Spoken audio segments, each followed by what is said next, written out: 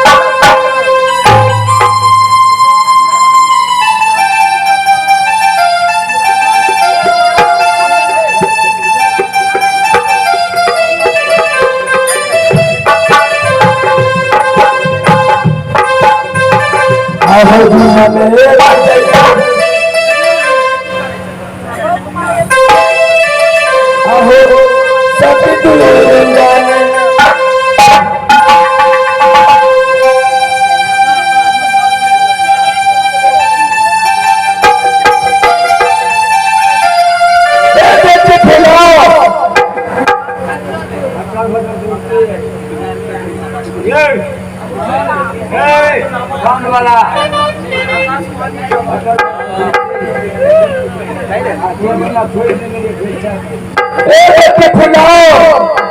तुम अपनी रंग महल में आराम करती हो।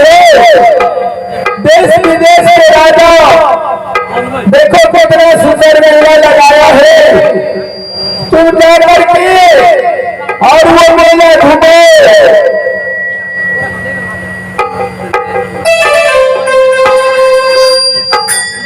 अपने पति के साथ करके और अपने बच्चे के साथ करके जाकर के मेला के आनंद लो। दानापुर राजू ये आवाज कैसी आ रही है? ये आवाज कब से की? ये तो मेरी माँ की आवाज है। माँ दुर्गा ने मुझे आकाशवाणी की है। बेटी फूला, तुम रंगलाल में आराम कर रही हो। देश विदेश की राज रजवार दानापुर शहर में मेला लगाए हैं। पति और बेटे के साथ जा चला घूमने के लिए। हाय दैया, ये तो बहुत खुशखबरी है। मैं अपने पति के साथ करके अब हसूर मेला घूमने जाऊंगी। है ना मंत्री?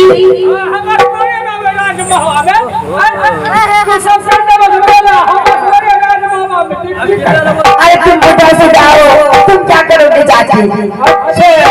कितना उम्र बच्चा है तुम्हारा? अरे वो मैं सब झिल्ली कचरी मुड़ी सारे कुछ लाऊंगी। हाँ लाऊंगी। सबसे पहले मैं यहाँ से स्वामी जी की महल जा रही हूँ और स्वामी जी से सारी बातें कहूंगी और महाराज को जय की स्वामी के साथ करके बेटा और रंजीत के साथ करके दानापुर शहर चली जाऊंगी। अरे बड़ा मामा खुशी बहना, अरे खेले फूल बाते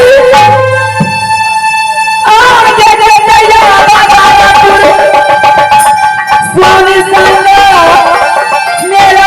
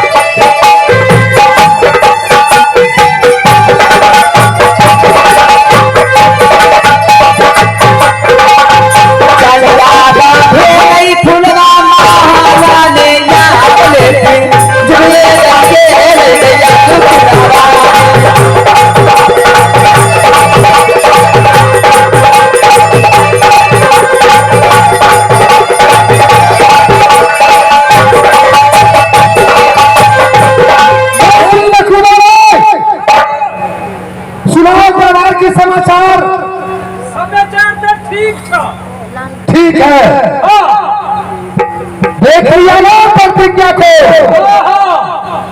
ऐसा अचानक ये भिखारी गिरिदर्शी को प्रतिज्ञा की तोड़ने में आई थी। जाओ बैठ के खड़े ड्यूटी करो कुछ देर आराम कर लेता हूँ।